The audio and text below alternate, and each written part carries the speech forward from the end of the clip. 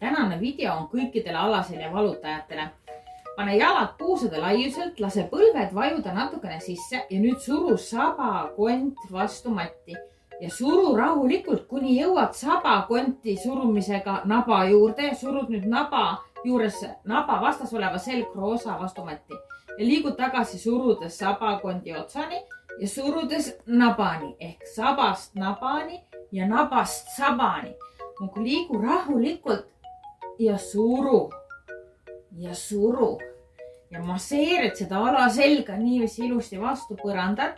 Ja kui sa tunned, et see on hästi-hästi mõnus, siis võid tõsta natukene tempot ja lasta selle liikumise hästi-hästi lõdvaks. Ja lased kõlad hästi lõdvaks, lased näo hästi lõdvaks, lased kaela hästi lõdvaks ja lased kogu keha mõnusasti kaasa liikuma.